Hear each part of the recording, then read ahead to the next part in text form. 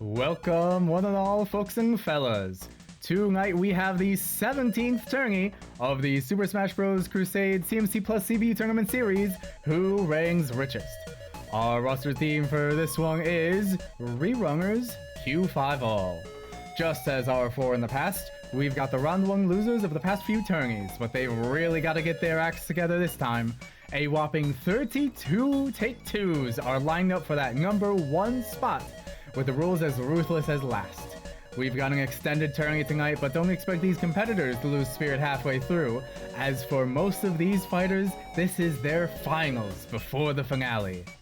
To introduce tonight's money-making mashers, we have Zamasu, Yukari Yakumo, Dio, Thanos, Hime, Ridley, Godzilla, Galactonite, Rock Lee, Lin, Steve Minecraft, Taiga Aisaka, Mach Rider, Madeline, Dan Hibiki, Hoshimachi Suisei, Chris, Mewtwo, Violet, Gino, Mash Kirilite, Morgan, M. Bison, Goku Black, Hat Kid, Mega Man, Ruby Rose, Haruhi Suzumiya, Ashley, Joseph Joestar, Master Chief, and Mickey Mouse.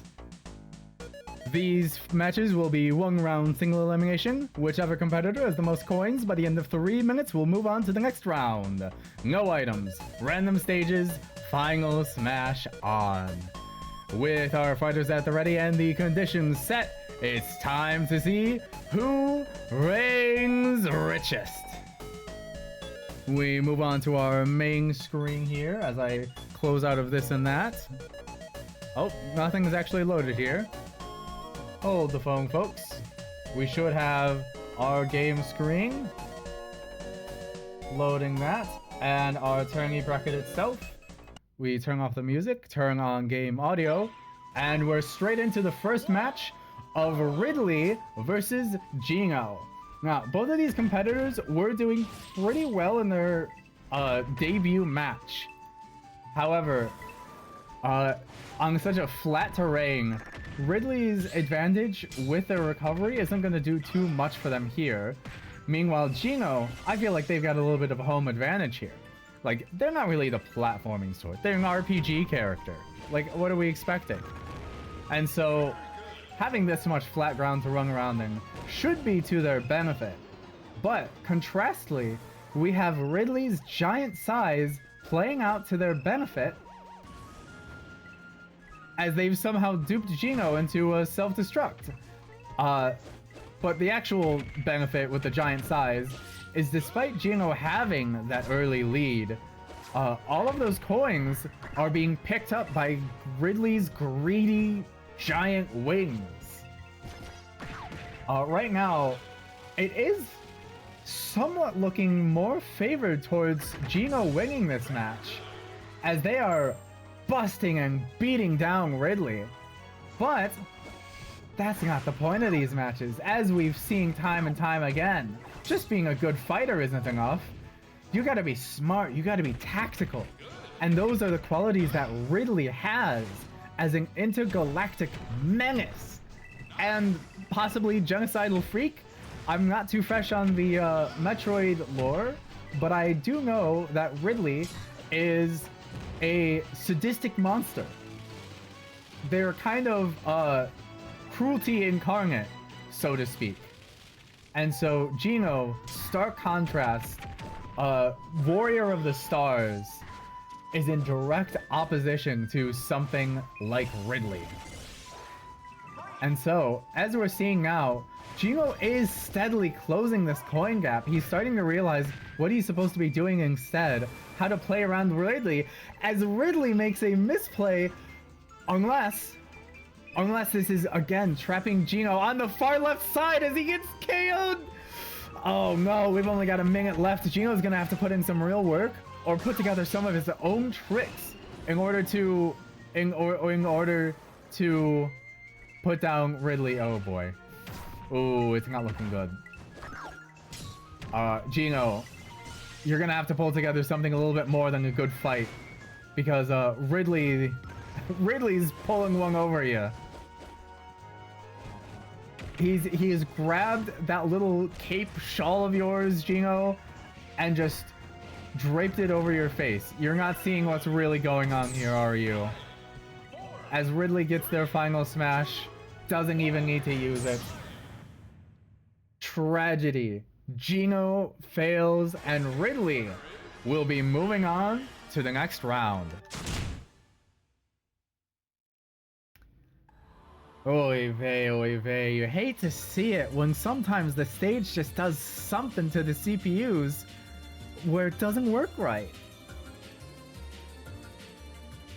Ridley taking the pirate part of his Title 2 series. Oh, where's the... Hello? Hello? There we go. Taking his pirate part of his Title 2 seriously. I think he thrives in that kind of title. But up next, taking it a bit lower stakes, we've got Mock Rider versus Ashley. We've got longtime magician and whatever Mock Rider is. I've never really understood the hype behind Mock Rider. I'll be honest, but you know what? He can prove me wrong here. He can showcase us by actually winning a match here. He originally lost to Captain Falcon, I believe. And, you know, kind of cemented the second fiddle kind of position for fast racing Nintendo guy. So, right now, not too much of a start to this match as we see Mock Rider dropping off the stage. Now, these blast zones are, in fact, very close. Once you are off the screen, you are basically inches from these blast zones. As Mock Rider has ever so generously demonstrated to us yet again by falling off the bottom. Having a good or bad recovery doesn't matter here. Just having a little bit of good movement and, you know, not getting sent flying. Actually, I may be mistaken. I may have to hold my words here. The side blast zones seem fine. It's the bottom blast zone that's the unique aspect on this stage. We've all seen plenty of Battlefield-like stages, but something like this where you either don't get sent down or you die, that's new. We're seeing some good moves from Mock Rider here. He is, in fact, in the coin lead halfway through the match. And this little bike stalling is working out well for him. He doesn't, in fact, get locked into it, which is something that puts him a cut above some of the other CPUs we've seen. In fact, I think a couple of the CPUs we'll be seeing later on will just have a move that there's supposed to be a second input for, but they get a little confused and they just hold it down.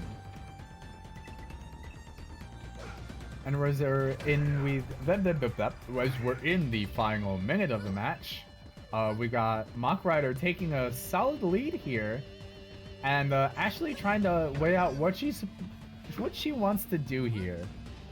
Like, maybe she will just give it up here. Maybe the fighting and the money, maybe it's not really for her. Boss Wario has already made it into the championships, so maybe she doesn't need to try as hard. Maybe she can, you know, take it from the sidelines and cheer him on. If she even wants to keep showing up. I'm sure she's got other stuff she wants to do. Okay, Ashley. You didn't need to go that far for the KO. Like, the platform was still right there. And so do we see anything in the last 5 seconds here? No. We don't. Mock Rider, you move on to the next round. Alright. And we've got a couple of big baddies over here. We have Zamasu versus Dio. Okay, so I'm gonna pull back the curtains a little bit for you folks at home. I didn't really know how to organize the matches for this tournament, but I'm suddenly realized, so I had it all set to random, and I did a couple of changes here and there. Dio and Zamasu have both taken the bodies of the protagonists of their respective series. And I think that's a little bit funny. I think that's a funny little coincidence that we're at. So, Dio is kind of being out-auraed here, as Zamasu took his time to burn 15 seconds of the match. And now we have the real battle here. We've got 2 souls in one body, and a soul and a half in the other. Ooh, a giant... What was that? A Spirit Flare, Spirit Bomb, a Twisted One? Doing a lot of damage and dropping a lot of coins for, you know, Dio or whoever to pick up. The coin counts are honestly close. And despite Zamasu having a lot flashier moves, it's still a close game. They're not all that far apart. In fact, Dio is kind of picking up most of the slack. You know, it's a standard DBZ trademark to hold your pose after a giant move and just not do anything for a while. And that unfortunately will let Dio run back forward and collect most of the coins that were dropped. Granted, that is not saving him from this immense amount of percentage that's being dropped on him. He was able to dodge that giant Spirit Blast. Or I guess I should be calling them Ki Blasts. And we got the first KO from Zamasu. However, it barely puts him in the lead as Dio picks up most of the coins. Dio is able to block it this time. He's slowly figuring out Zamasu's ploys, how Zamasu's abilities work. Meanwhile, Dio, I feel, could still be holding back. Dio, if he gets this KO, holds on to his stock, he's got this in the bag, dare I say. What he needs to do right now is pull out the world and really start wailing in the damage. Or he doesn't need to. Natural vampire abilities. Natural vampire strength. Putting him a little bit above the so-called god. Oh, Vey, speaking of so-called gods, I'm glad another one didn't get into this tournament. We'll maybe see what I mean by that another day. And so as we're down to the last 15 seconds, Zamasu has his final smash. Does it land? I think it does. Oh, it's an area effect? And it takes down Dio in the last few seconds. Dio, what do you have? Do you have anything here?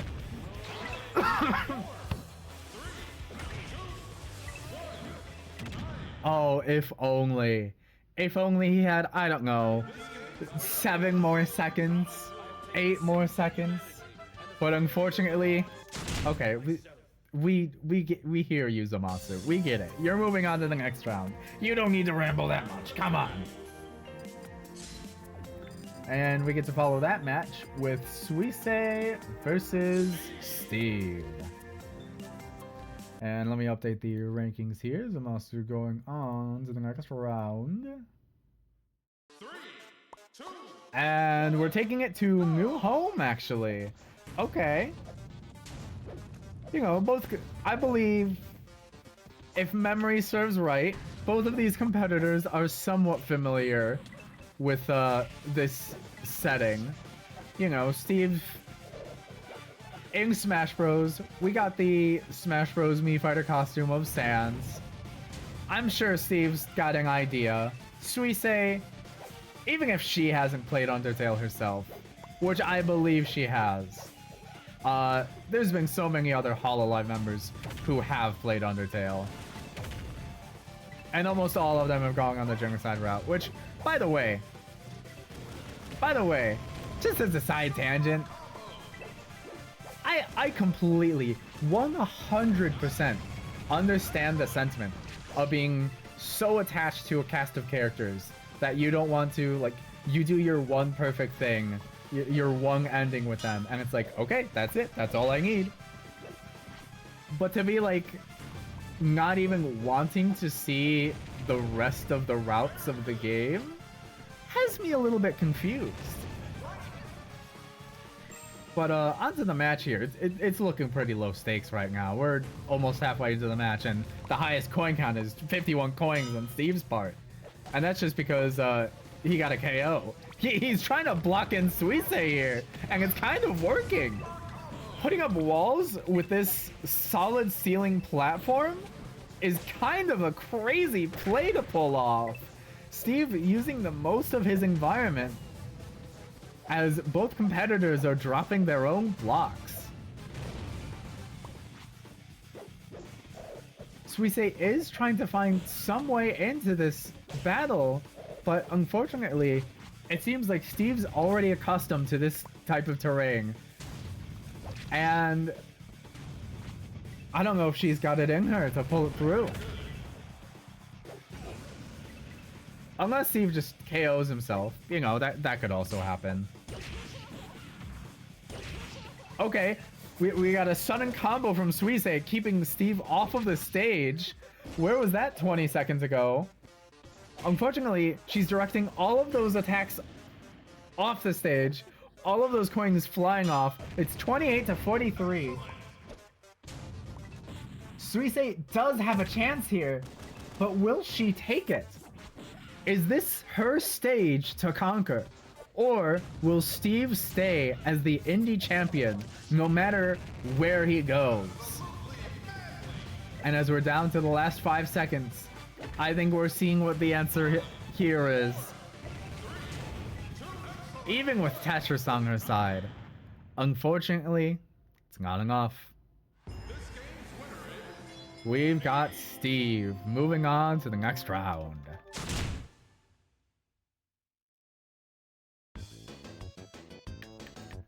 And who do we have here? Who do we have here?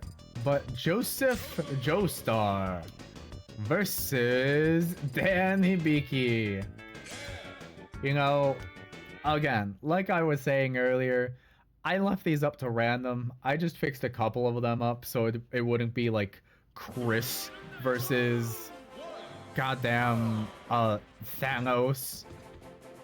But you know, somebody had to fight Dan. Somebody has to fight Dan. Somebody has to be given that win. That is, if Joseph realizes where he's supposed to go. Both fighters are kind of lost on this giant island. But we've finally got some encounters going on.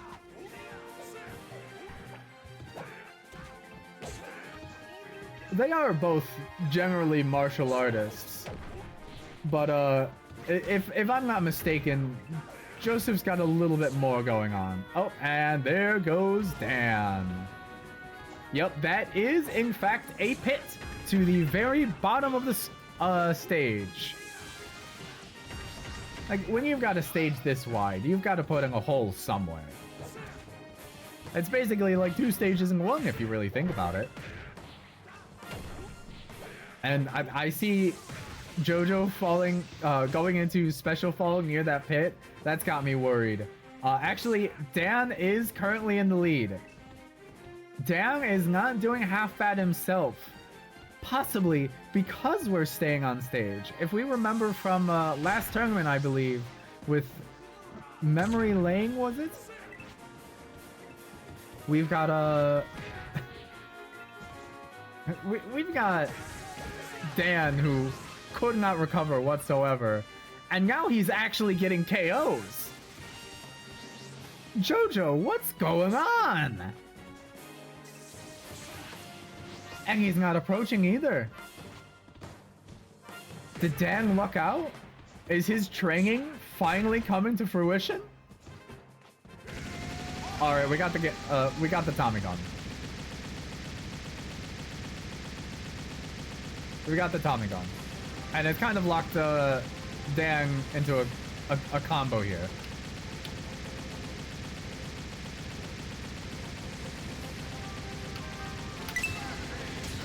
Okay. I don't know if Dan's actually gonna be able to do anything about this. And because he technically won't be able to do anything about this, JoJo's gonna hold this Tommy gun. Oh! We have a hit. JoJo, 15 seconds. JoJo, what can you do? What are you gonna do here? 129 and 154, 152, 186. Dan actually winning. Unbelievable. Ooh, we got another website error, so we'll just keep that in mind. You know what? To his credit, JoJo had the right idea.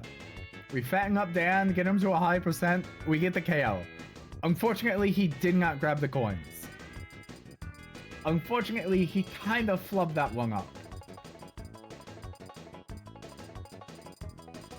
Oh, where the heck is he? There he is. We've got Master Chief versus Mega Man.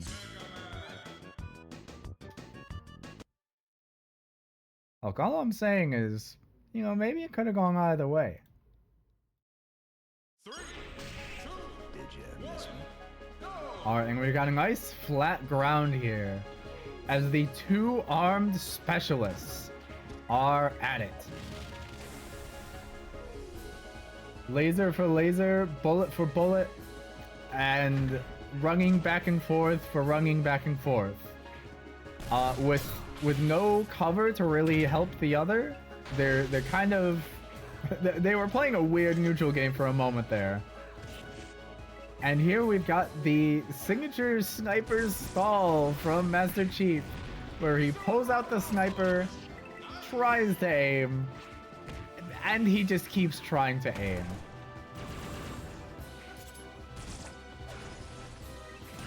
So right now,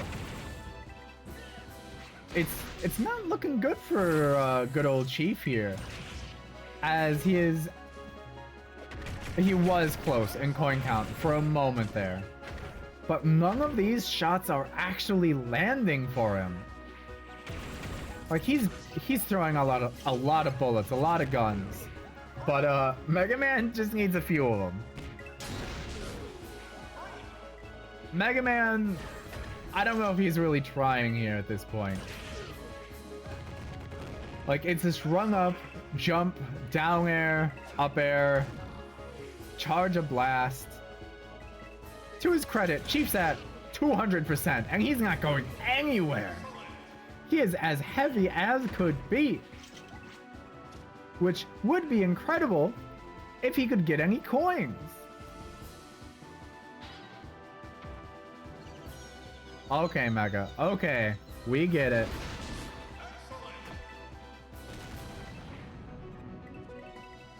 You hate to see it. You hate to see it.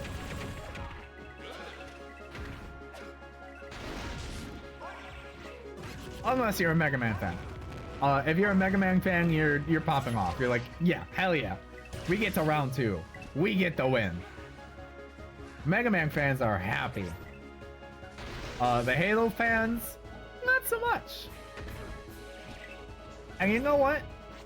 I'm a little bit impartial here. I don't really have bias one way or another. It's a little bit sad to see so much of the cool shit that Chief could be doing, and he's getting comboed. He just keeps getting comboed. Mega Man is up to 320 coins, and Chief down at 93. And there's the second KO.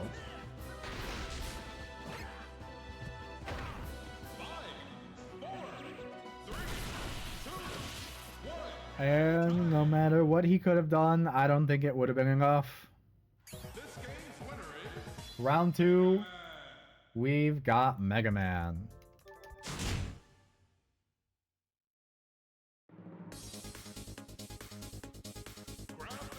All right. And we've got Violet. Where are you, dear? You're with the Fire Emblems right here. Right next to Lynn. Alright, okay, okay. With the Fire Emblems, where I was trying to look before. And unfortunately, our tourney page here is a little bit glitched out. I may have to reset, or rather refresh. Yep.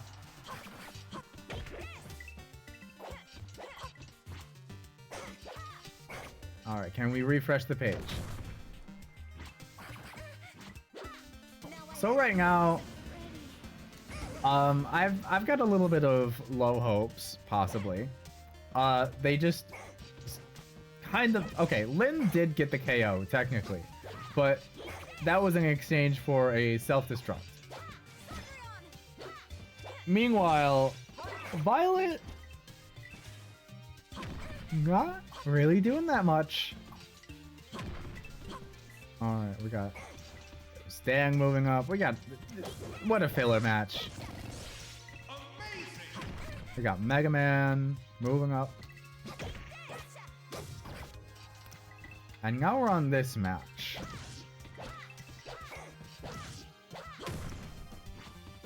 You know, Violet?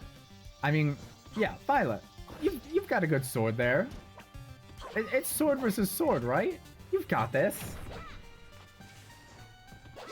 I think you should give up the spells just for a little bit, you know. The persona don't seem to be helping you right now, dear. Against experienced swordswoman, does it really matter? She's good with the sword. She's a Fire Emblem protagonist. She's going to be good with the sword. She's... Oh, what's the lore again? She's just a normal hunter on the fields and just ends up becoming a protagonist. Not that you could really tell from this kind of showing. The platforms are a little bit tricky here, you know, everything's black and white, it's hard to see. Maybe I'm being a little bit too harsh on them. In this kind of place, like, look, if you were in an entire world where everything is pure black, with only stark white outlines to differentiate things, thinking about it, I would also get a little bit confused. I would also, not understand depth perception anymore. So you know what? I think it's fine.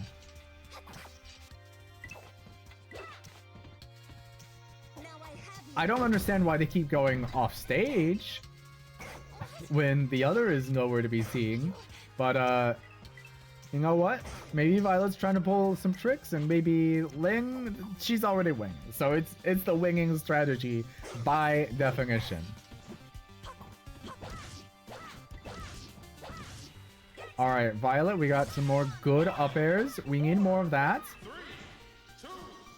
But unfortunately, we're not going to get to see more of that, because instead, it's Lynn. Moving on to the next round.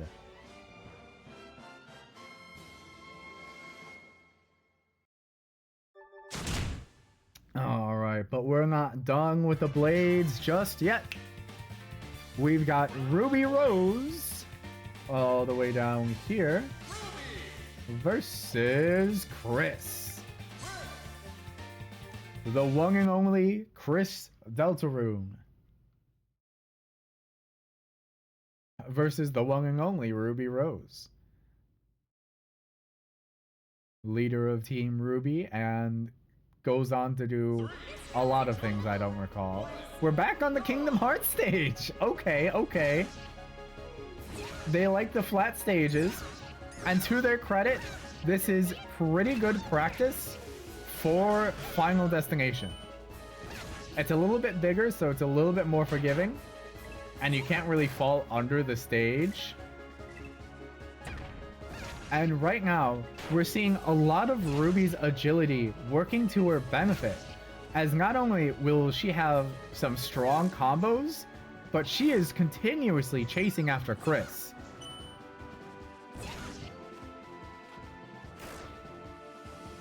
allowing her to pick up any of the coins left in her attack's wake. But all it's going to take is Chris to just start learning the opponent. Unfortunately, we can't give them the chance to reset and start fresh. That would be against the rules. And it seems like the soul kind of took Chris in a little bit of frustration upon hearing that, deciding to self-destruct. It could be tactical, you never know. It was off the bottom. It could be tactical? I don't know. Ruby, you're still in the lead. You're still in a strong lead, Ruby. I do not know what is going on in Chris's head right now. Probably a fair bit of frustration, if I had to wager a guess.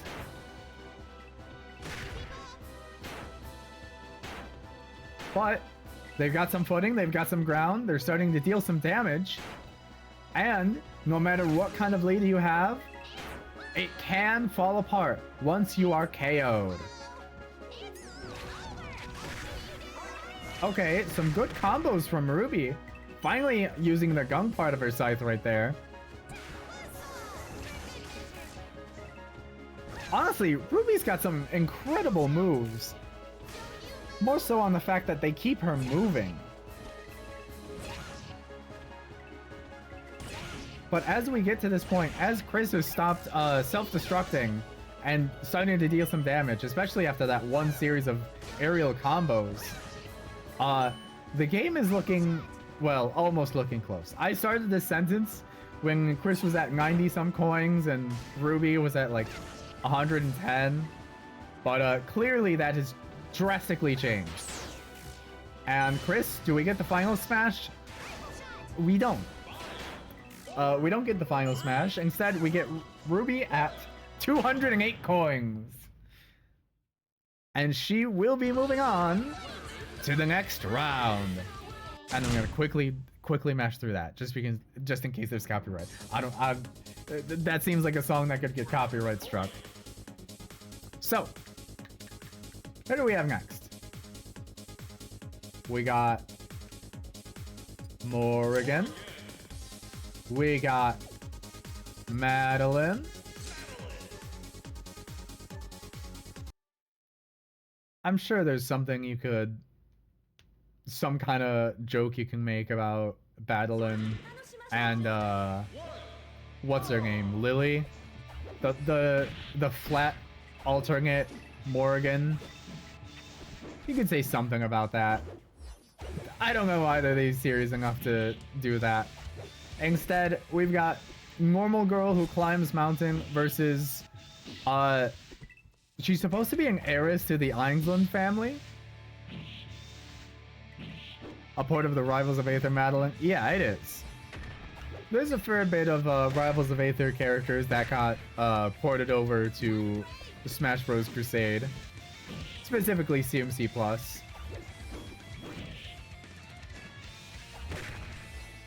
And to be fair, I don't really blame them. I wouldn't be 17 tournaments into Super Smash Bros. Crusade if not for valuing Crusade over Rivals of Aether. Fingers crossed for the manga mod to get updated. True, I'm 100% with you. You would not believe how much I deliberated before starting this series of like, do I want Monica in even though she looks like that? I couldn't do it, obviously. But to focus on this fight here for just a moment. 40 coins to 51. Morgan just keeps like jetting forward. Madeline's trying to chase after and is doing a decent job at it, but like if they just keep doing singular medium strength hits like this, then they're not really gonna go far. It's just gonna stall out the match.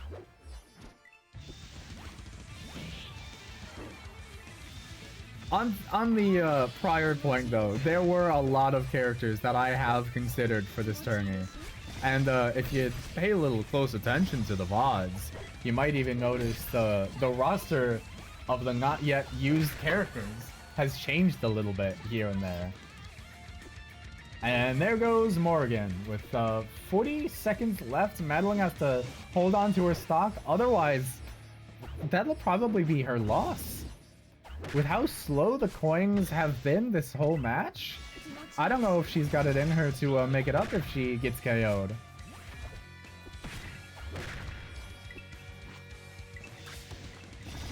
We're seeing the same neutral, but Madeline is... Oh no!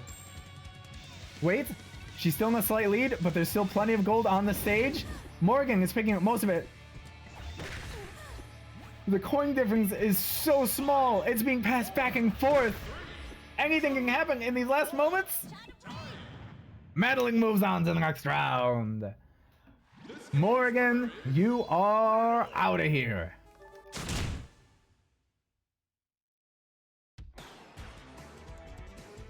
Madeline clutch. Madeline saved it. Madeline saved her own ass. She had to lock in for just a moment there. Let's see. We got... Where is she? We got the fake characters over here. So that means there's Mash versus Haruhi.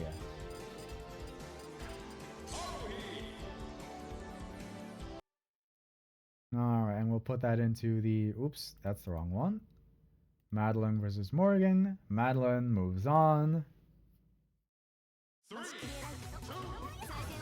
Alright. New Age... Actually, I don't even know if I can call Mash New Age anime girl.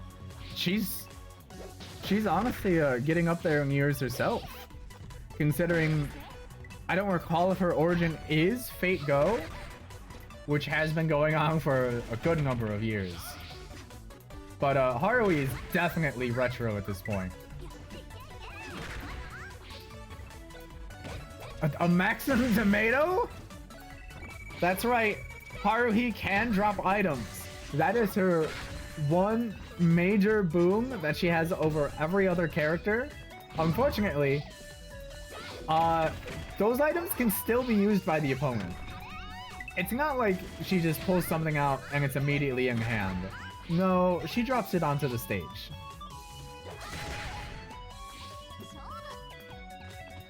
Thankfully, her recovery is decent. That was a gracious amount of slow fall in that recovery. Sorry, I think I blinked. Was another one of Haruhi's moves just for no reason swapping places with the opponent?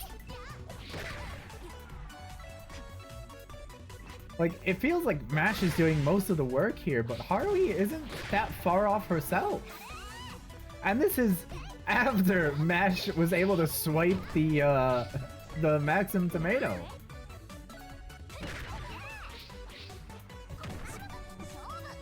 It could in fact be Haruhi's game to win.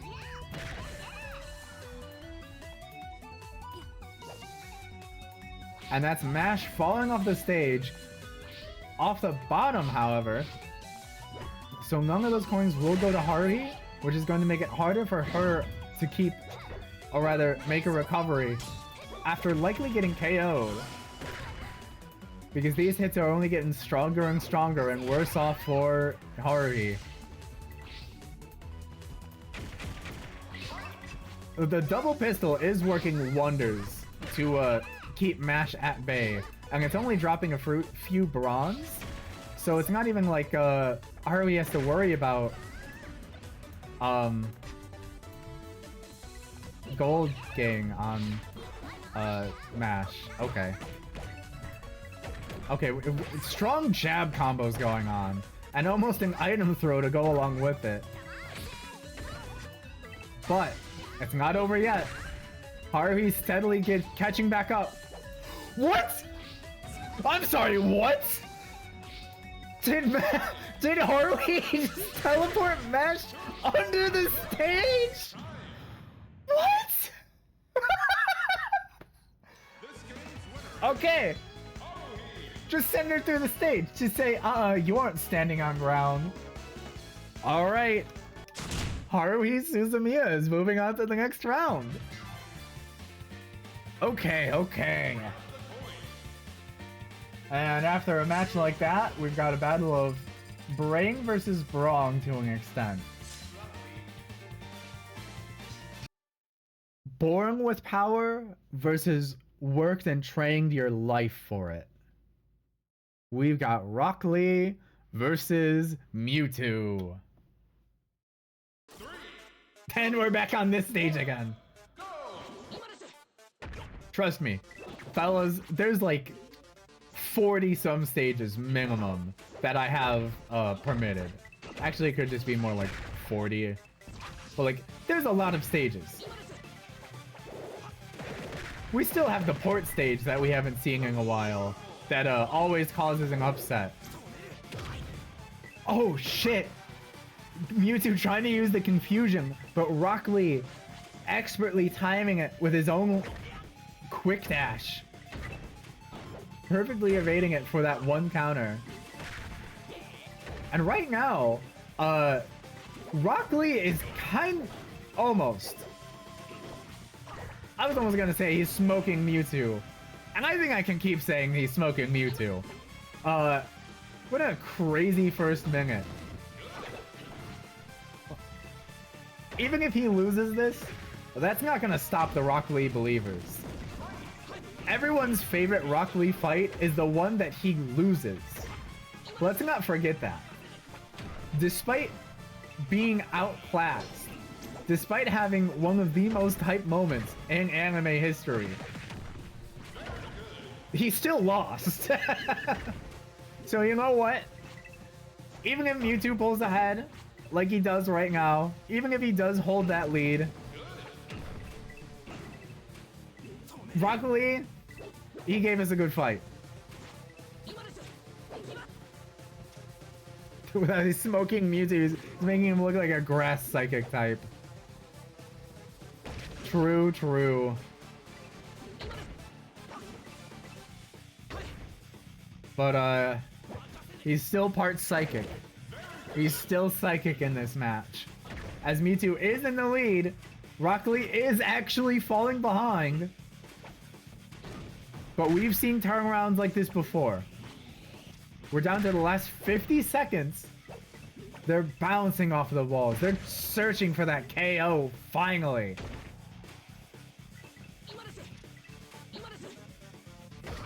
Both are within kill range.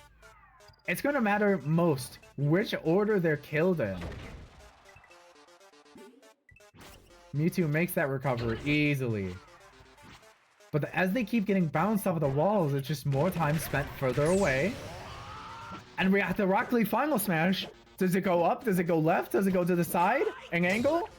It doesn't do anything? I'm sorry, what? Was that meant to do something? Rock Lee? Is it? Tell me it's one of those delayed hit things. And Mewtwo's gonna go flying right now, right? Okay. Well. Well, I was saying it at the start. I was saying it at the start. We still love the guy. But Mewtwo does move on. And after a match like that, we've got Hat Kid. You should be in the indie aisle. Right over here. We got a couple of pint-sized powerhouses going in. 3, 2, 1, go! Okay, okay. We got the Steamworks, a pretty wide stage. It caused a hassle for a few competitors in the past. But let's see how these two handle it. Hackett is running away. Hackett is a little bit scared of Taiga. And I wouldn't blame her. Someone who's standing at like 4'3", but is swinging a wooden bat with enough force to cause small gusts of wind, I would also be scared. We've got Hat Kid slowly approaching, and it is worth noting, as we see there, the bottoms of the stage are not real bottoms. Instead, that is lava. You are going to take damage when you're trying to recover on this stage. It's a bonus for some with poor recovery, but it is a payment in percentages to make. There's going to be no incidental self-destructs on this stage. And I keep hearing the bell from the little dun-dun from Hat Kid. Is all of her aerials just the little fox mask? No, it's just happening for every single time she uses a specific kind of move. Okay, sure. Yeah, why not? But as we're halfway through the match, it's hard to say who will really pull ahead. Taiga's got less percent, suddenly less coins, and Taiga almost falls off the stage. I don't know how she pulls it off. She was small enough to slip through the seams in the not lava. Okay, and the... Could you imagine seeing that move that Hat Kid just pulled off? Could you imagine if Kirby down B, like when he release the rock, it also does damage? I think that would set Kirby pretty... That would set Kirby up a few tiers. Just that one change alone. That is what we're seeing with Hat Kid's, I'm assuming, down special, which he turns into the crystal. And now there's a KO on Taiga, as Hat Kid almost expertly dodges all of those coins. And the game is tied yet again. We're down to the last 15 seconds. Who's gonna rack up the most pennies in these last moments? It might be Taiga. Hat Kid struggling. 4, 3, 2. And it is, in fact, Taiga Aisaka. Moving on to the next round.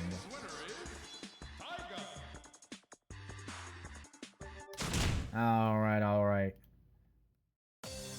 Now it'll be a little bit uneven here. We got time for one more match, and then it'll be commercial break. So we've got Yukari versus Hime. Both characters with very promising movesets. However, they're both very floaty. Both of these characters don't like staying on the ground, which is not good for a coin tournament. But let's see if their raw abilities are able to counterbalance that.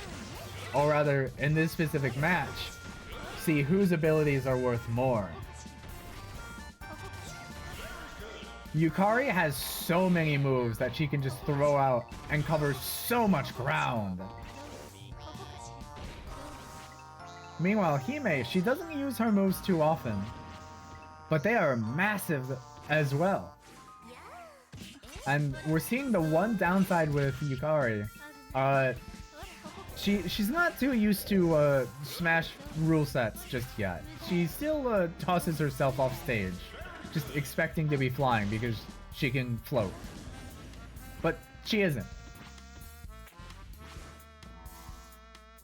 I mean, this is the Rerunners tournament after all. These are all characters who have lost their round one.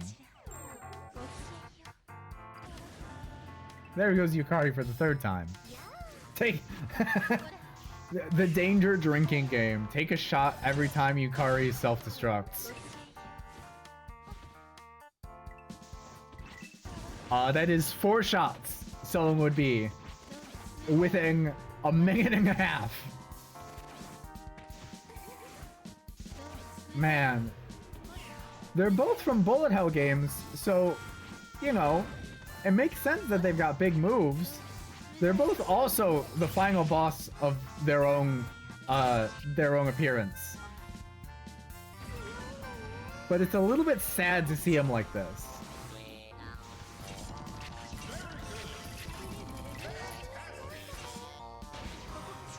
Like, I'm not the only one that sees the sauce here, right? Like, despite being capable of so much, these characters just keep falling off or not using their moves. They're just screwing around.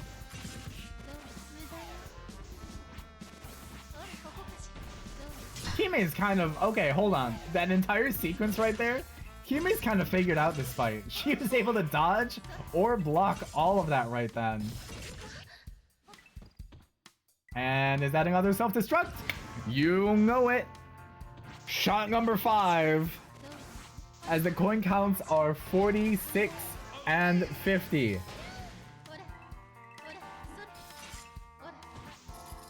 As we have 15 seconds left. Who's doing the most here? Okay, it might be Yukari. It might be Yukari moving on. Yeah. There goes Hime, right in the background.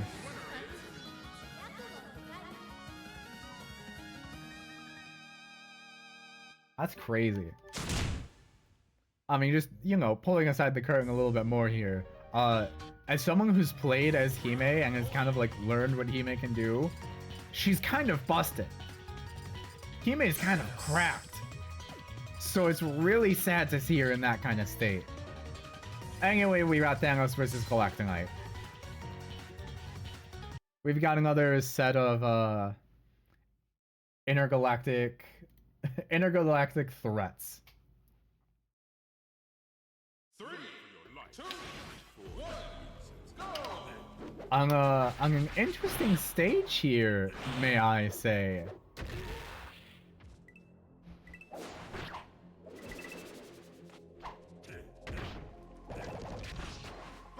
It's kind of looking like the Kalos E4 stage with these platforms, but it's a little bit lower.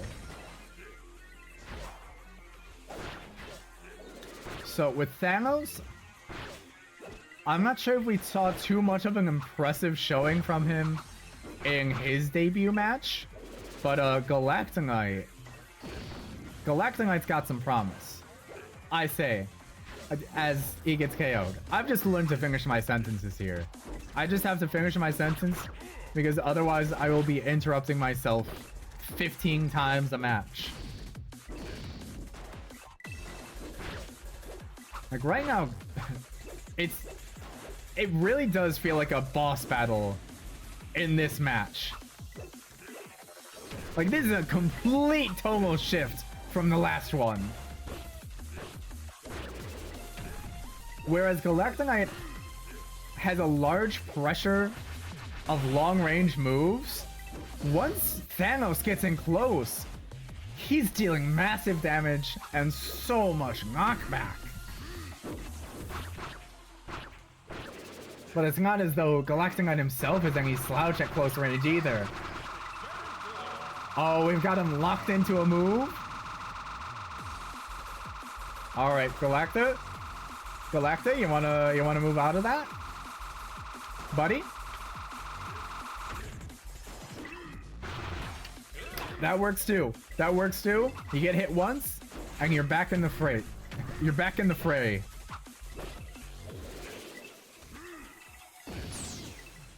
We've already got the final smash. And it's an area of effect final smash? That was okay. That was an okay final smash. Thanos's, on the other hand, is nowhere to be seen.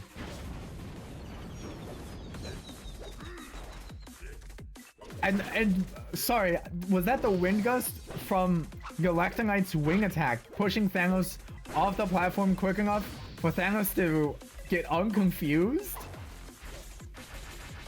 Right now, both competitors are at kill percent. And Galactonite is KO'd. And with 13 seconds left, Galactonite gets another KO, collecting almost enough coins to keep him in the lead. And what do we got here? Moving on to the next round is Galactonite. Taking down Thanos to get here. Oh, Yukari's got a real challenge up next. And so from there, the next match, we got Goku Black and M Bison.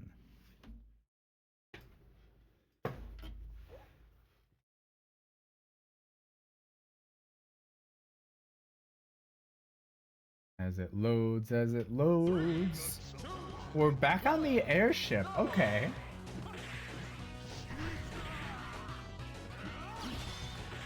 Both of these fighters are already zooming around. They got the memo. They know what they're supposed to be doing here, but they're not hitting each other yet. They're kind of avoiding blows. Well, M Bison is. Bison is doing great so far. Goku Black is trying. Oh, right. M Bison's got a crazy, weird recovery. It kind of works as a fake out as well, if you really think about it.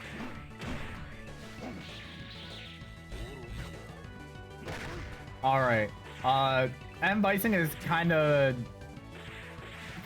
kicking Goku Black's ass a little bit.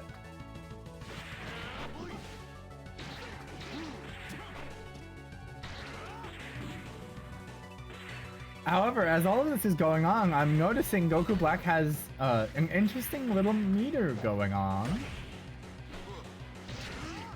But it's only going up when he lands an attack, which is not often.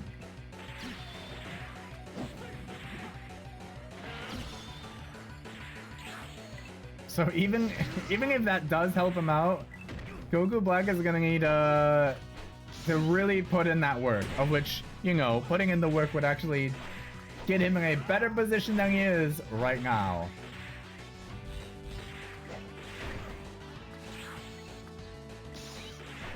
He's being put on the ropes. Almost dragged across the coals, dare I say.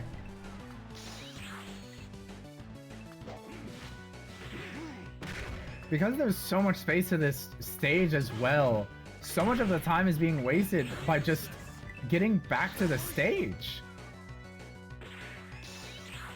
Like, if that blow that M Bison just did on what? Huh?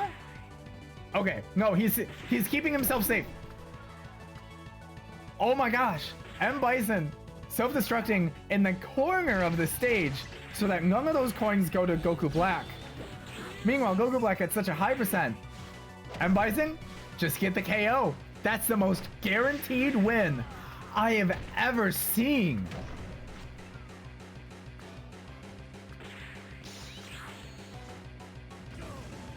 This is the most guaranteed win I've ever seen in this tournament. And I watched Misako versus Dan Ibiki. Like, the thing is, that was just because Dan sucked. This? M Bison was just crazy. My goodness. And to close out round one,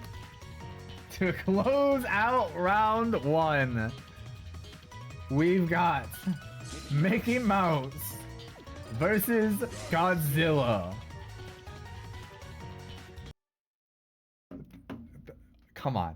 Mickey Mouse versus Godzilla. We're back here? We're back here? Come on, guys. We have more stages. All right. Do we count this as Mickey's home field advantage? Maybe. You know what? Maybe. I think this is Mickey's home field advantage.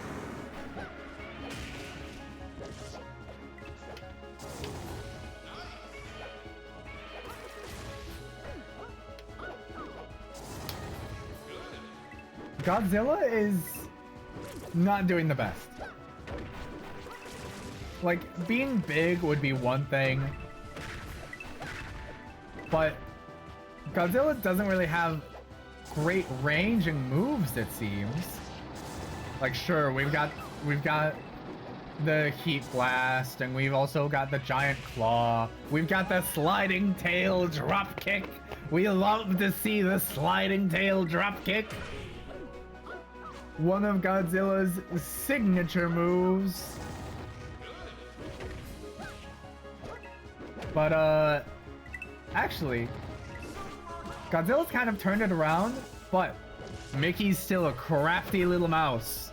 He's got over a century of experience. Meanwhile, Godzilla, well, they've been around for a while, but to an extent, this is just one Godzilla. This isn't like the big one, the biggest one there is.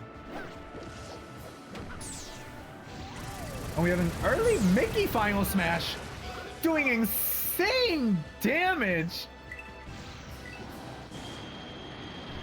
And the Godzilla final smash missed. Kind of. It got some damage on the board. Mickey's final smash is insane and might have just won him the game. Because Mickey is up 200 coins. Unless Mickey loses it all right here. Almost all of it. Godzilla has 30 seconds to pull it back. But right now, Mickey is at full steam. The tempo is in the mouse's favor. And this lizard just might be cooked.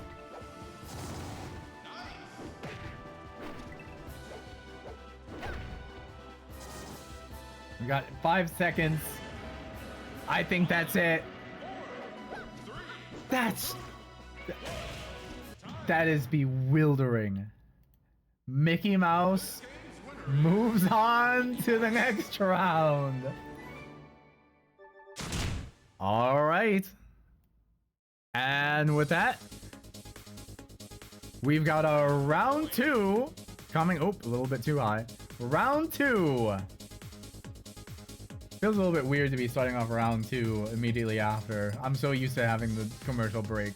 Anyway, we got Ridley versus Mock Rider. Oh, man.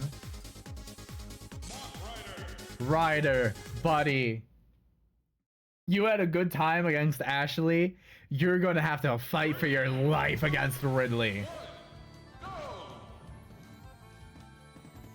Alright, we're taking it to Falling Clock Tower with a song that I'm really hoping isn't going to get me copyright struck on the VOD upload. So I'm going to try and talk as much as I can and as annoyingly loud as I can. Right now, both the competitors are in a strange neutral game to where I'm not exactly sure why some of the CPUs end up just doing that awkward walking back and forth. Like this, right here. What are we doing? Right now, Ridley isn't actually doing that well. Mock Rider putting full use to his bodily range.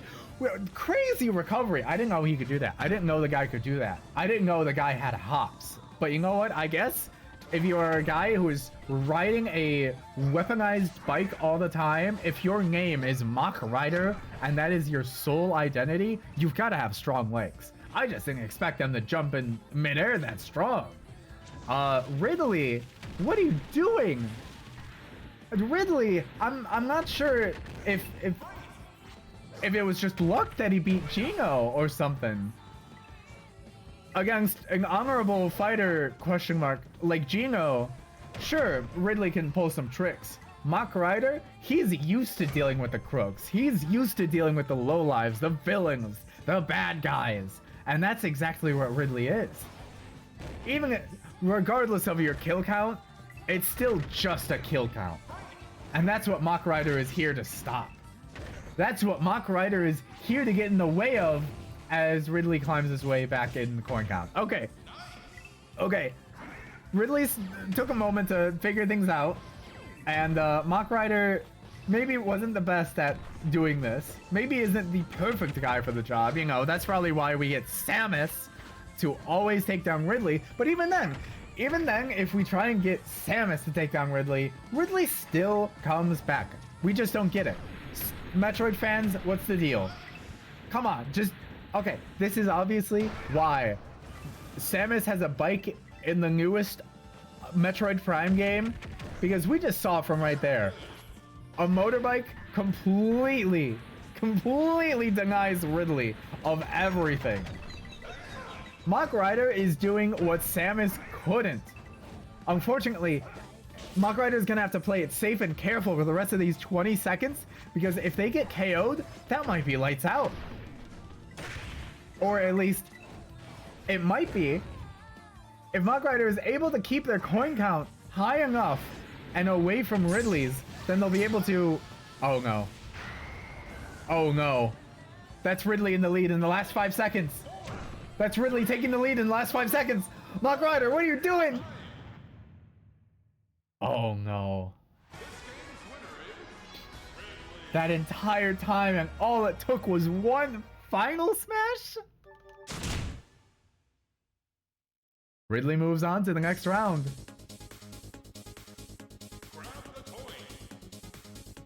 And after that, we've got another villain, Zamasu, sorry, my bad. You know what, actually, I'm not gonna trust the announcer. I'm not gonna trust the announcer when they're saying Flanders Scarlet. So, we got, actually, did Goku Black move on? No. So this is the only iteration of Zamasu going forward, which, by the way, it was a little bit unintentional that there was both, okay. Zamasu kind of has to blow out 15 seconds of every match. That's just a given at this point. That's just what we have to deal with. But it was unintentional for both Zamasu and Goku Black to be in this tournament. I almost considered having them fight each other, but decided it would be more in character if they kind of split up and try to divide and conquer, you know? And right now, Steve's kind of putting on a good fight so far. He still has the rest of the 2 minutes to do something about all this. I mean, it seems like Steve drank a potion of some sort to be able to have that glow for a little bit. All right. Yes, true divinity, true justice. We hear you, Zamasu. You hate Minecraft. You hate this block building game where any mortal can have complete control and freedom over a world. Because you want to eliminate mortals, first of all, but also, you think that you're the only one that should have control. We hear you, Zamasu. But Steve, he's here for the freedom, the adventure, to craft the world as you please. And while you're doing that for yourself, Steve, he's doing this for everyone. So that everybody has that freedom. Though right now it's kind of a hard-fought battle for Steve. He's up to nearly 200%. The KO, I feel, is imminent. Dropping all these blocks is crazy. I mean, Steve recovering back on stage isn't half bad. That is, if he's not sent so far away that he can't recover. And right now, Zamasu has a 40 coin lead over Steve. He does get KO'd, and that lead is completely gone. Almost entirely reversed, even. Hello?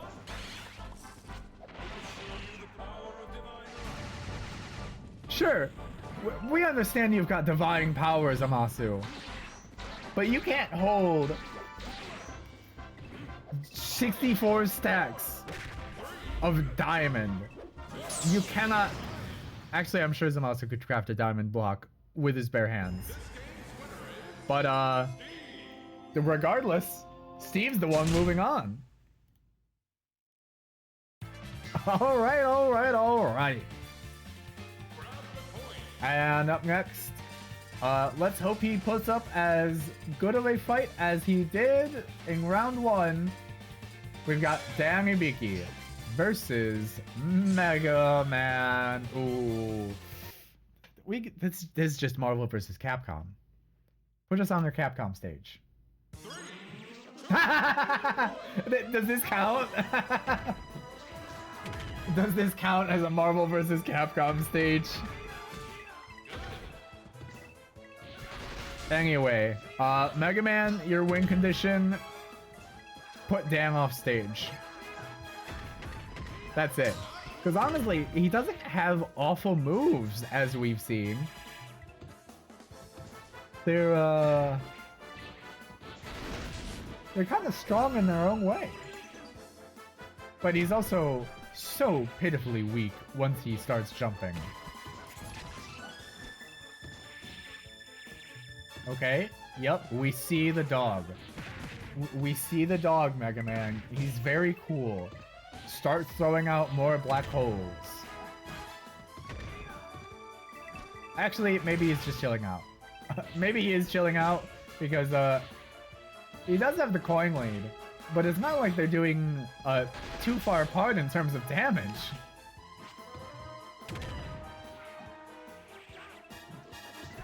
Yep, just pulls out the dog. And that gets Mega Man KO'd, actually.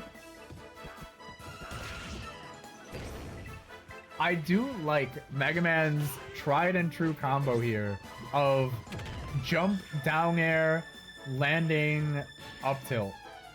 It does seem to work out a few times, if we're being honest. And Dan is struggling to get back on stage. He just completely beefed it. Dan panicked midway through and just fell off for no other reason. Like, he was on his way to recover to the center stage. But then he's just like, wait, no, I want to go back to where I was. No. And then he dies.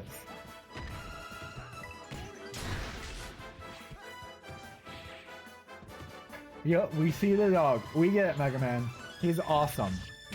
I don't remember his name. It's Rush. That's the dog's name. I remember. I do remember. I'm not a fake Mega Man fan, I swear. And there goes Dan again.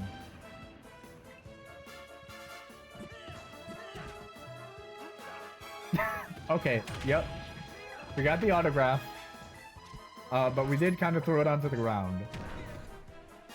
Do we think this is a finished game? Yeah. I think this is a finished game. Alright. Congratulations, Mega Man. You're moving on to the next round.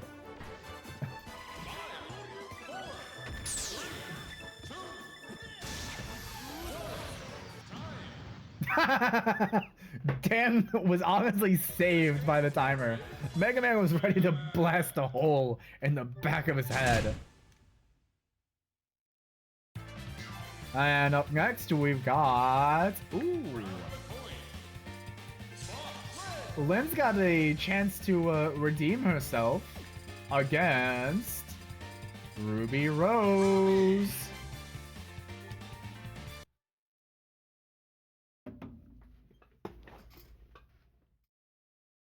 All right, how's this match gonna play out?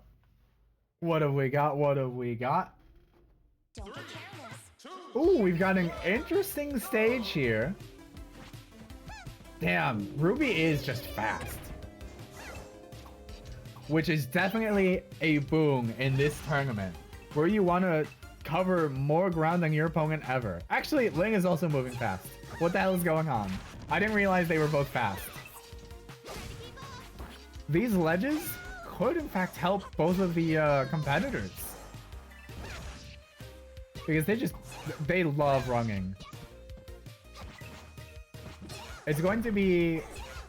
Here's what I'm thinking. I'm thinking the center upper platform, the solid platform, that's going to be vital in how this match turns out. That's my guess. Because if they keep runging down under here, then that's simply going to be a harbor for coins. Now I have you. The Ling, I don't think you have Ruby. This girl is... Actually, how old is Lin? Hold on. How old is Ling Fire Emblem? I was almost gonna say, like, Ruby's half her age, but, like...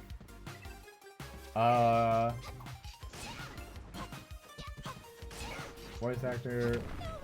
No, we kind of don't really get an answer, huh? Now I have you. She's just generic young age. I'm sure that, you know, some would say, like, maybe teenager. Others would say, like, oh yeah, she's in her 20s. Are we sure? Are we sure about that?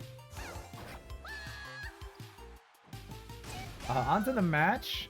Ruby does have a strong lead, but she's due for a KO at this point. Okay. Maybe not.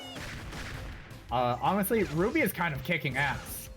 I have to look back at the VODs to see who she went up against in the past, because Ruby is kicking ass.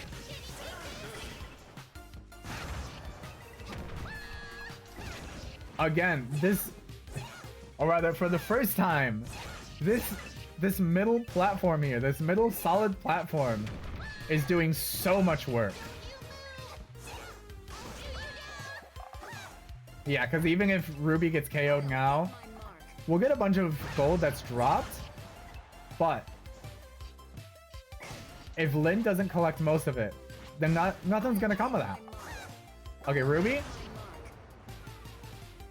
You gotta get the KO, Ruby.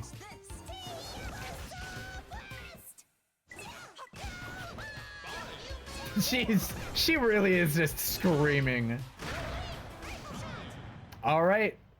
There it is. Ruby just got to move on. Good for her. After that match, we've got another set of 4. We've got Madeline versus Haruhi. Okay. Haruhi over here. Manifesting your inner doubts versus manifesting whatever the fuck you want. That's the fight we got going on here. I'm gonna bet on a healing item that Haruhi is gonna spawn first. Damn, Battling is kind of putting in work. That long range punch is crazy. What do you mean that? Okay, I didn't realize Madeline could just drop a stage hazard that she is impervious to. That's pretty convenient. But even then, Haruhi has gun. She can just shoot. She can just keep shooting. She hasn't even spawned an item yet. Usually she's spawning like 2 by now. Is she realizing that it is a slow and not practical move?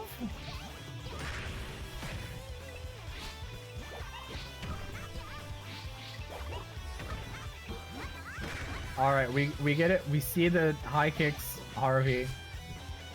You're flexible. We get it. Ooh! It's another gun! I'm going to see them only use the gun. However, I think Madeline is too short to get shot. Wow. Wow. Harley is kind of doing really good. I was not expecting this. I'll be honest, when I started up this match, I was like, okay, Madeline, let's see the win. But it's not there yet. Haruhi just keeps blasting. And there's the KO. Madeline can turn it around right there. 174 coins. What is Haruhi's response to this? All right, she kind of stopped. She's trying to counter battling with a bat. You're a few letters off, but we love the spirit. We're playing it close to the edge now. It's 203 coins to 168. And right now, both competitors are throwing their own combos. They're trying to dance around. Oh no.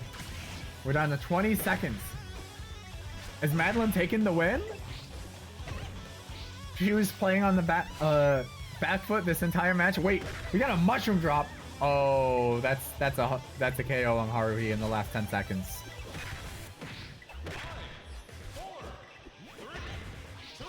Now this, I think this was the Madeline clutch.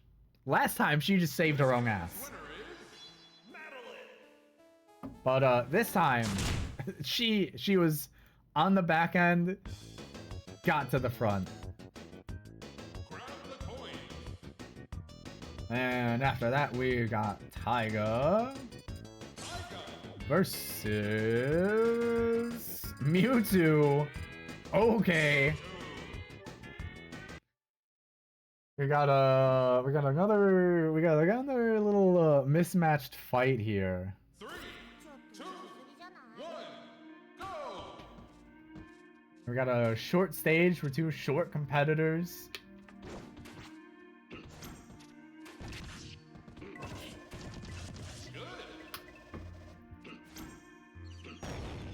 Unfortunate confusion pulled off on Taiga here. If I'm not mistaken... Actually, no, we've still got Ruby. But if Taiga falls out here, Ruby is going to be the only... the only normal girl left.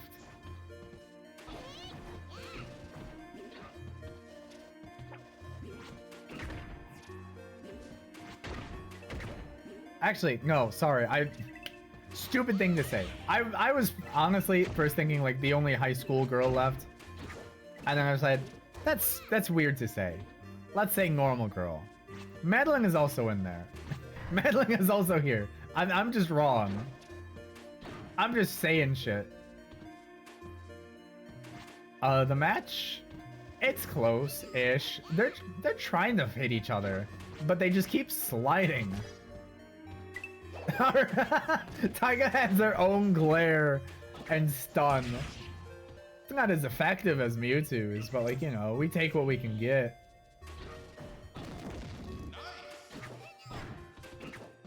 I'm just surprised that she keeps the momentum from it. Swing and a miss, Taiga. One more good hit, and that's a KO. Okay, maybe like two more good hits. Can we get 2 more good hits? Yeah, like that. There's one. Can we get a number 2? As you're 1 coin apart from each other.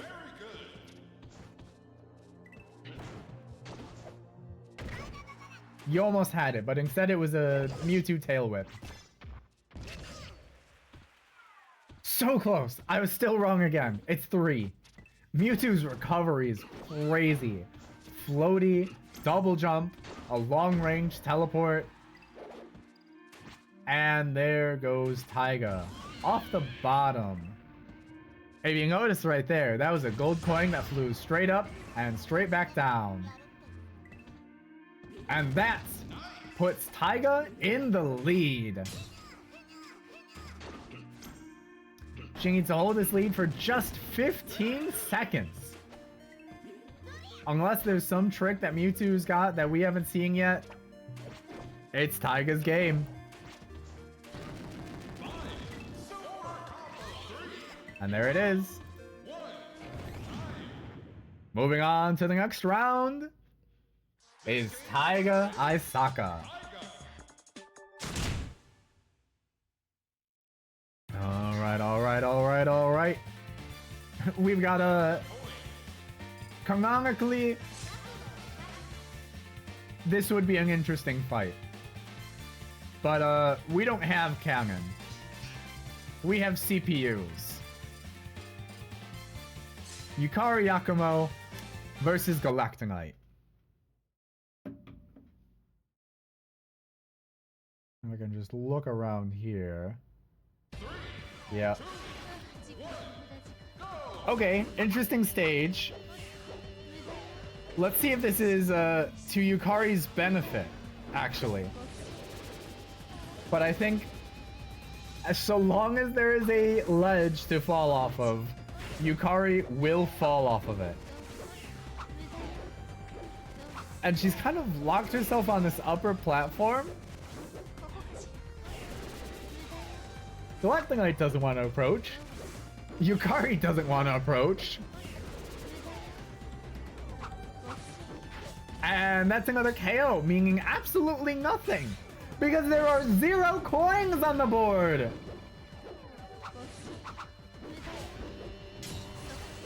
Are they finally going to engage in combat 50 seconds into the match? Yeah. And it starts off with the Galactonite at 34 coins.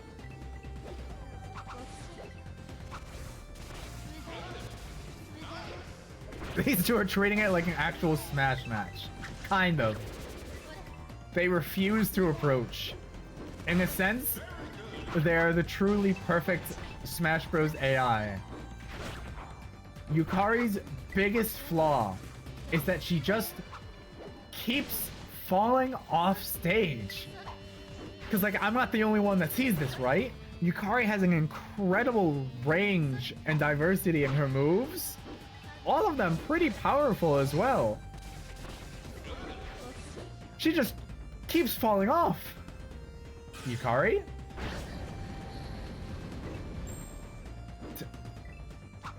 Look. I thought it would... When I first put in Yukari, I thought it would be fun. It's a different kind of fun. But, like, I thought it would be... What? Huh? And then Cheng is... What? What the fuck was that?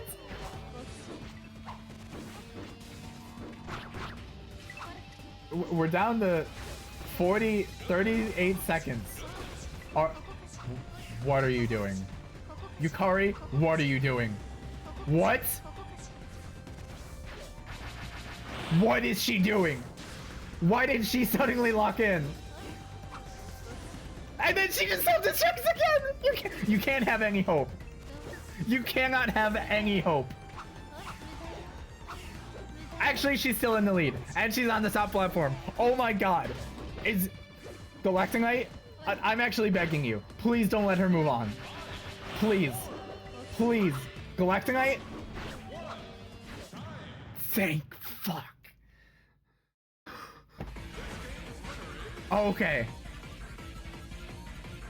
Look, I would have loved to see more Yukari. I would have loved to see more Yukari if she was a functional CPU. Oh my god. Oh my god. Okay. Anyway.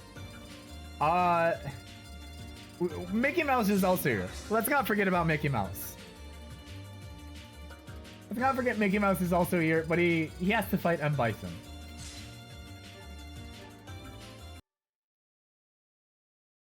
I feel like I'm going to watch this fight, and no matter who wins, somebody is going to be upset. Hearing M. Bison's intimidating leading line, and then Mickey's just like, haha, I'm ready for a good fight. Haha. Meanwhile, M. Bison, fucking criminal organization leader, has been tried to been killed multiple times. All attempts failed. Because he just has a dozen plus fucking... He's got a dozen clones of himself. He's not going down. Mickey, can you put down M. Bison? Mickey Mouse, do you have the sauce to take down M. Bison? Alright, they're splitting up for a moment. We've got the teleport fake out. A strong side strike from M. Bison. Taking down Mickey. M. Bison is at a strong coin lead. However, we've seen matches like this go around. Or M. Bison can just take them both down at the same time and nobody gets the coins. Bold play. Because for everyone back at home, the way that these coin battles work in Crusade is that you don't drop coins when you're hit, only when you're KO'd. And when you are KO'd, you only drop 1/3 of your coins. So technically, getting KO'd at a lower coin count is less detrimental than being KO'd at a higher coin count. So, in the short term, it's a good move to take both you and your opponent down if you're winning, if you're at a high percent. And in the long term, not so much, except for the fact that M. Bison is just cracked. And then Mickey's just gonna take himself down as well. Mickey, there's so much gold on the other side. Mickey, and he's lost the game. He's lost the match. If Mickey stayed on stage, if Mickey was able to stay on stage for his final smash, that would have been a win. But instead, we have M. Bison final smash. As Mickey Mouse gets obliterated.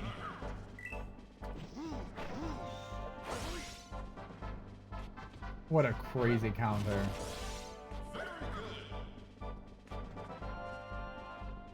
Mickey, I don't think you have it in you.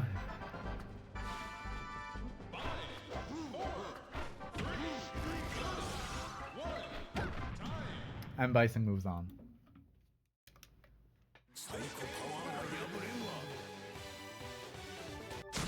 And Bison moves on.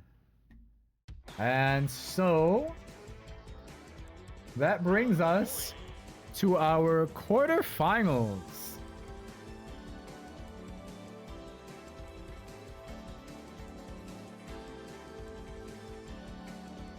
So we've got, let's see, 4 times 3, 12, yeah. Okay. Where were we? Oh, okay. Ridley.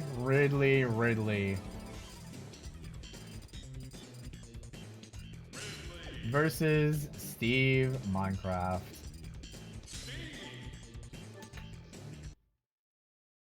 All right. We're taking it to King Goomba Castle here.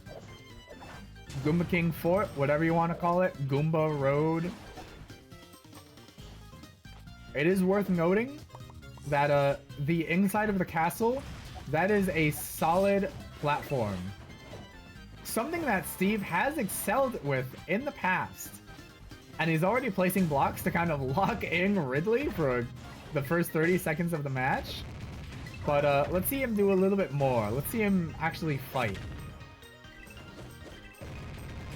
He can reach through the roof. That's going to be hugely beneficial.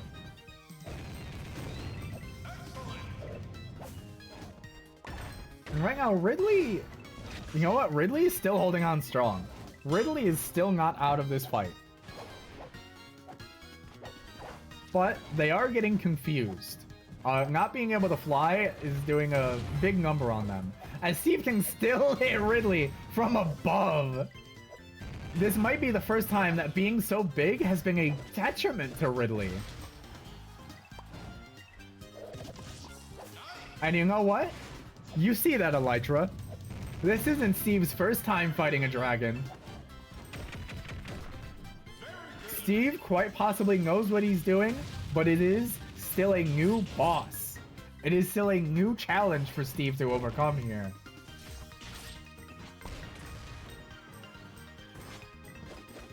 Oh boy. I'm just shocked that the coin counts keep bouncing back and forth. Like, what kind of match is this? How is Steve versus Ridley so even? Oh my god, you see that obsidian? Steve almost blocked off Ridley from recovering.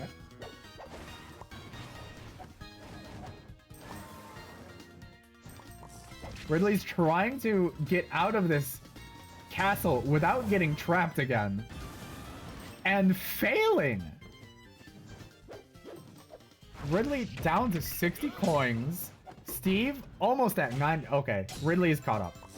Ridley is immediately caught up. I feel like I watched the coins for a moment. I look back up. I look back down. It's completely different. Steve is holding on, but that may not be a good thing necessarily if... Actually, no. That's all Steve can do. If he gets KO'd once in these last 20 seconds, it's over for him.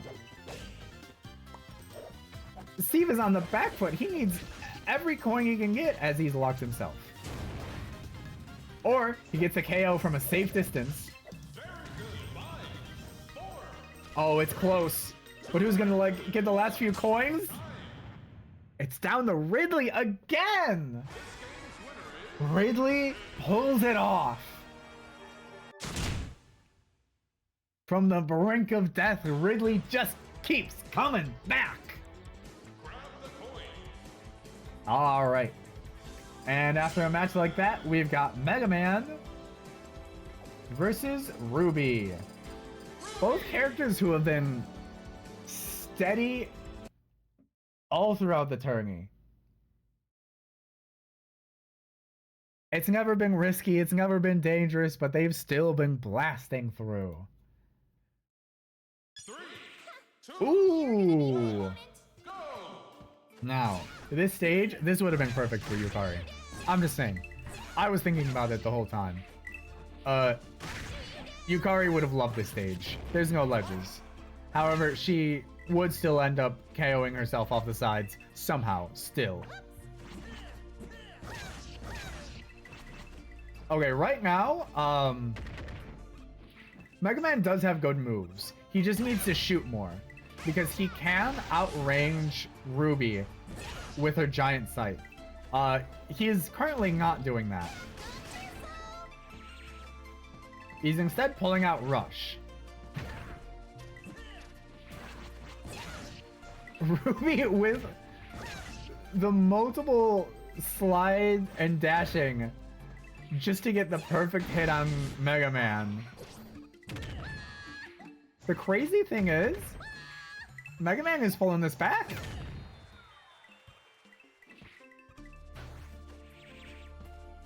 Yep, we see the dog. Too slow. Teleports behind him. And just sends him off into the blast zone. A solid KO, leaving all of those gold coins. Will that come back to bite Ruby in the rear end later on? Who knows?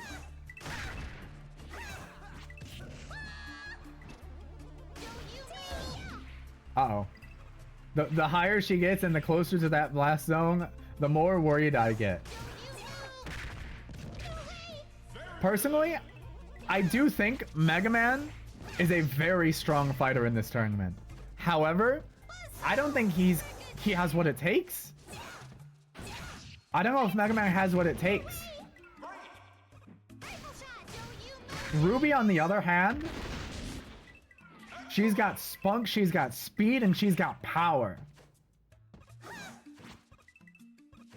Like, she's running around just to collect the coins for the hell of it. You know, the point of the tournament. And what happens off stage? What happens in the blast zone?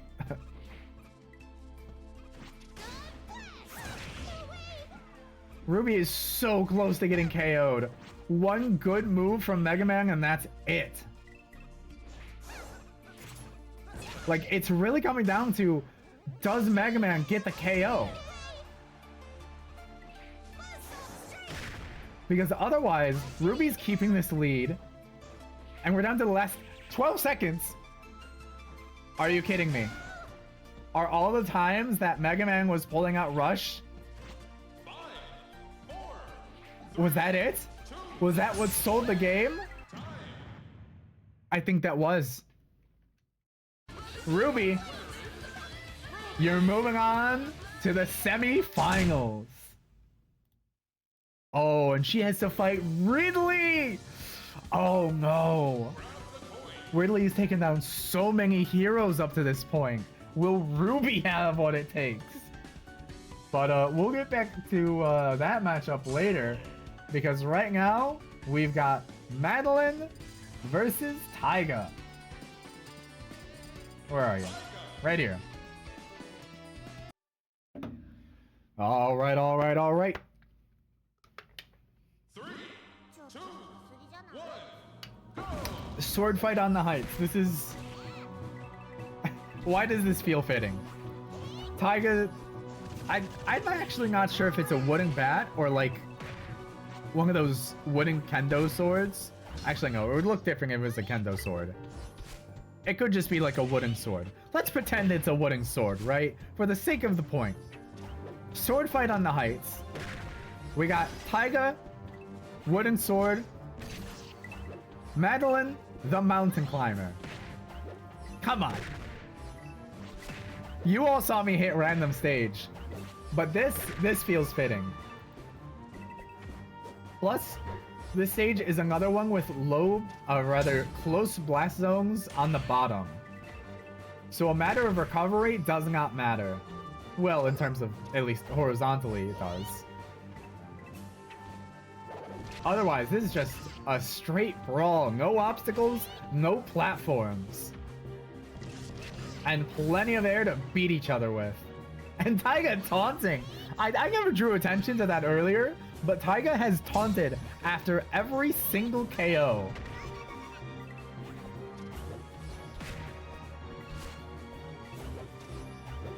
And right now, she is in a close lead. 81 coins to 61 coins. But with all of these past matches, we've seen Madeline pull it back. The question is, does she do it again? Can she, yet again, win against the odds? Meanwhile, Taiga, just a strong fighter. She just needs to keep pushing forward.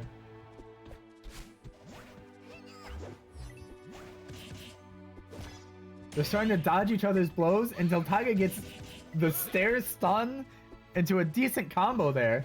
She keeps trying to fish for that stair. Every time you see her like slide and glide across the stage, that is her trying to get that stun move off. Like right there. It's so silly. Like, why does she try and do that? Because it works, obviously. You see that? It works. It works. Taiga slips off, taunts, slips off stage, gets back on stage, taunts again.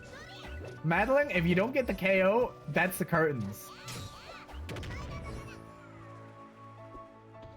The closer we get to these last few seconds, the riskier it is, as Madeline gets the KO. 150, 165 to 126, 141.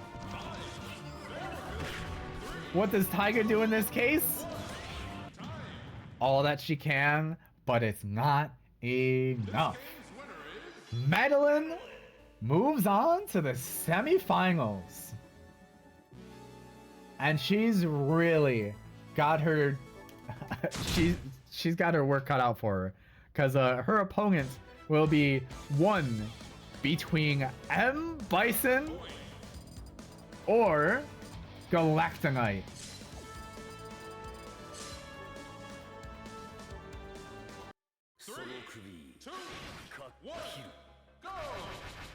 Alright, we're taking it to the Survive Natural Disasters lobby stage. So from here, we've got a decent start from Galactonite, taking full use of M. Bison staying up on these upper platforms. But M. Bison's got him locked down, but falls instead. Galactonite simply flapping his way back up onto stage. And a double knockout. M. Bison, is that really worth it? Oh no. Oh no.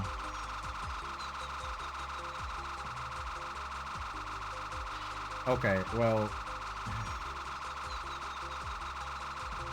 I can't reset the match again.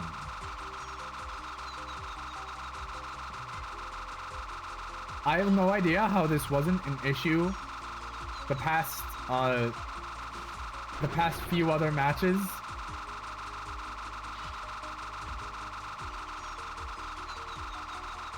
A stage with hazards? No.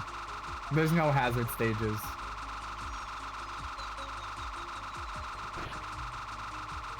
Look, if this is how M. Bison wants to go out, we've seen both of these fighters be as competent as possible. If this is how M. Bison wants to go out, then by all means.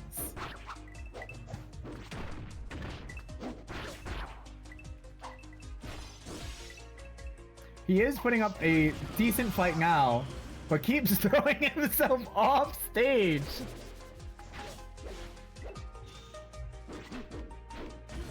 And they clip out. And that's another one for a Galactonite.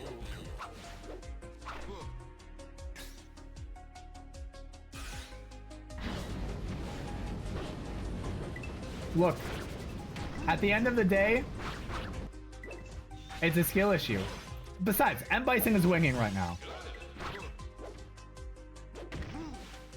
M. Bison is in fact winning right now. Not anymore. But again, that's just how it... That's how he's deciding to play this. You gotta be a master of all terrains and all types of combat to actually win these. And right now, it just seems like Galactonite's more versatile.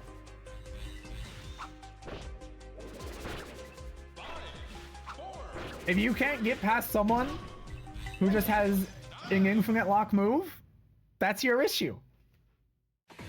Moving on to the semifinals is Galactonite.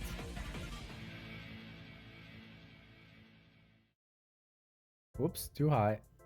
All right. And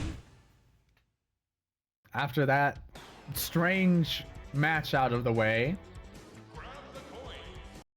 let's get to the end of this tournament with our next match, Ridley versus Ruby Rose. Now, Ridley, he's just been a steady, strong force this entire tournament. But Ruby's kind of, as I've put it before, she's got the spunk. She's got all of the movement, she's got the attacks, she's got the power. But the thing is, so does Ridley. Ridley's got all of the power that he possibly needs. And even right now is up to 60 coins to Ruby's 18. This might be curtains for Ruby, unless she's able to pull out some of that magic she's had in the past few matches. I think most of it has been just because she's been surviving most of it. She's just been able to, oops, how's this looking? She's just been able to survive for most of the match, but against Ridley, that's not an option. Oh, that could also happen. That could also be the problem going on here. Ridley is going, I mean, rather, oh, Ridley just needs to keep doing what he's doing. Ruby is going to need to do everything in her power and get on the offensive this time. The more she lets this lizard just fly around, do whatever he wants, the worse it's gonna be for her.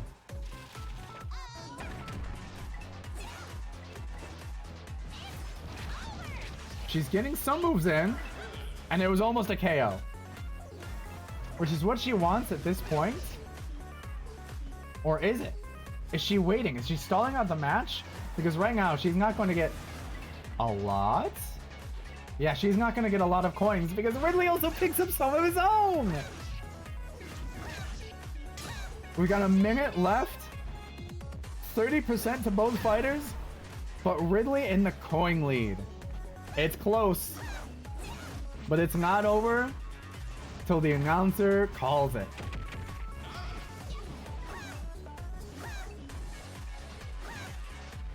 Ruby, you can't keep going for these side slashes.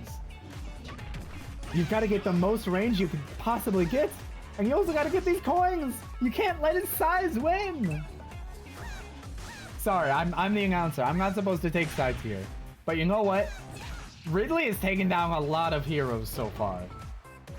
Ridley is just inherently a villain.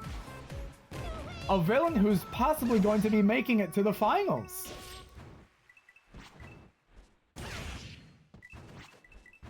Alright, the song decided to not loop.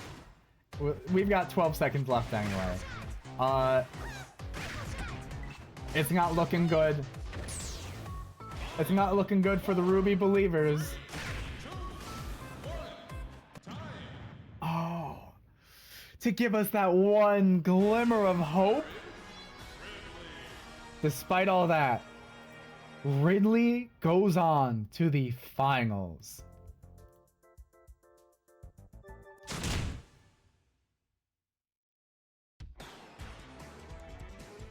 And to see who's joining them, once this website stops bugging out, we've got Madeline and Galactonite.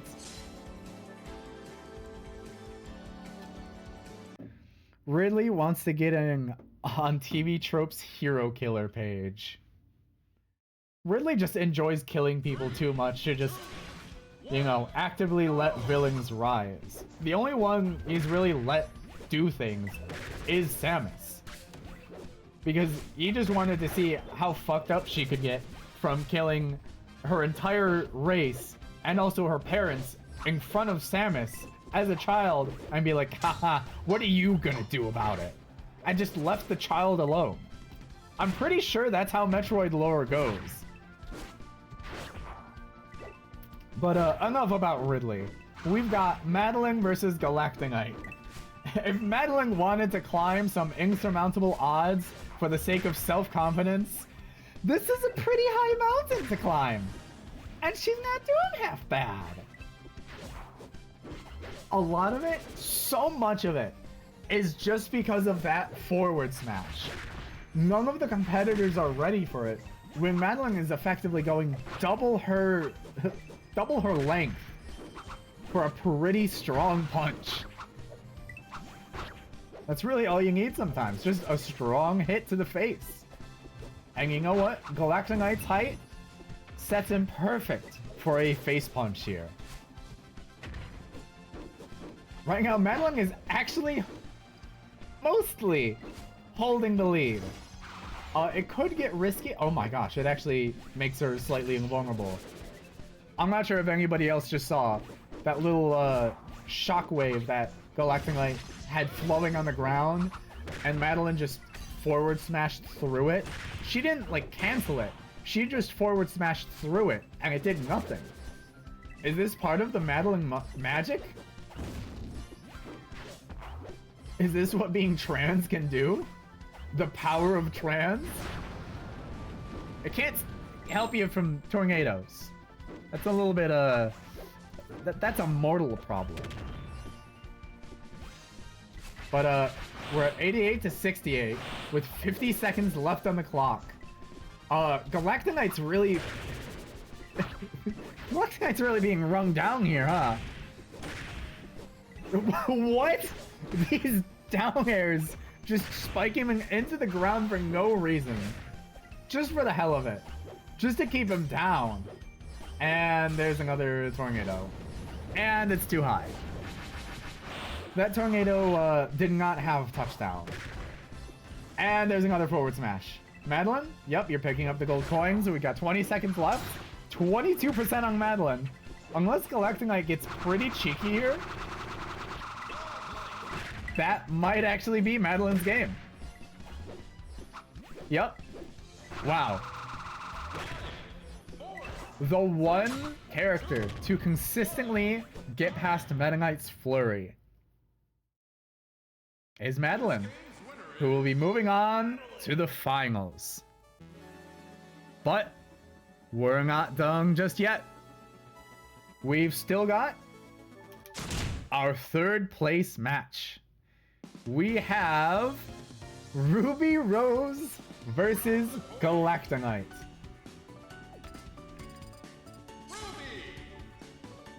Now, this match is in fact very important. Our next tournament, next week, same time, is going to be every single past tournament's second place and third place. So, despite the rerunners tournaments being for the round 1 losers and giving them another chance, as we've seen, some of these characters definitely needed another chance to shine. This is these two's final chance to get into the championship, because they still need to get it third place here, and then winning the final, winning the next tournament. Then they can secure their place in the final championship. And right now, Ruby's looking kind of nice. Hey! Okay, Galactonite is a little bit too short for Ruby to actually shoot with her scythe gun, which is kind of funny. The height proving an advantage to some. And that tornado is really all that Galactonite needs, huh? We're looking at Brawl Meta Knight here. We're looking at Brawl Meta Knight here. Like, what is this?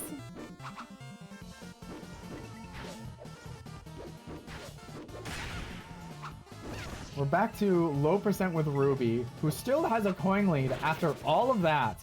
And Galactonite is pulling the tornadoes back out. But Ruby almost touched back down on ground. Galactonite does not want her to stay on the ground for too long. The longer she gets juggled, the better it is for him. As we're over halfway through the match, Ruby's still holding a lead. But for how long? They're both playing a neutral game above and below a platform. Ruby doesn't really have any good downward moves, does she? She takes a hit, dashing past Galactonite's blow, dealing more damage herself. Unless Galactonite gets real smart here, I think Ruby doesn't live for the rest of the match. If Ruby can't get a KO here, that might be curtains. And she somehow deftly dodges around that gold coin. And there doesn't go Galactonite. Not just yet. He's still holding on. And he's back on the platform. Coins tied, almost. And he misses the ground? It's now 92 to 42. Does Galactonite have any final tricks?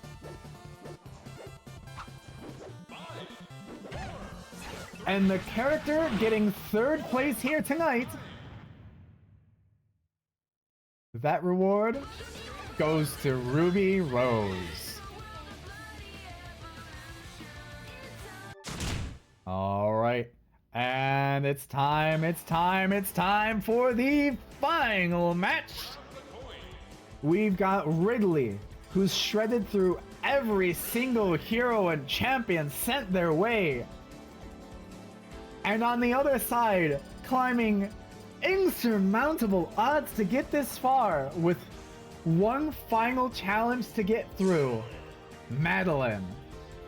We're taking it to Final Destination to see in the 17th tourney, just who reigns richest. Now, Ridley, standard built to just be strong, fast moving all around, good recovery. Meanwhile, Madeline, not a lot going on with her, but that punch right there, the one she just dropped twice, there's a reason you're going to be seeing that move a lot. It is single-handedly one of Madeline's best moves. But that's not the only move she's got, as we just saw multiple up smashes as well. When have you ever seen a character combo with their smash attacks? Like, come on. And right now, she's doing a very successful play that we've seen so many other champions in the past pull off. On Final Destination, it is absolutely crucial to never let your opponent touch the ground. The longer she keeps juggling Ridley, the better off she is. Now, that will be a challenge as Ridley is a winged beast. Ridley is meant to be in the air. And even then, on the ground, an even bigger threat. As Madeline is getting higher and higher in percent, she is at a steady coin lead, but Ridley will not let that stay. Ridley will find the opening, cautiously waiting for that moment to strike. And then when you least expect it, there'll go another stock for Madeline. So in that meantime, she is doing everything in her power to increase, to do as much damage to Ridley in the meantime, so that when she's back, no matter what coin count Ridley is at, she's just got to do the same thing over again. Up smash, up special. All of her up moves are honestly great damage.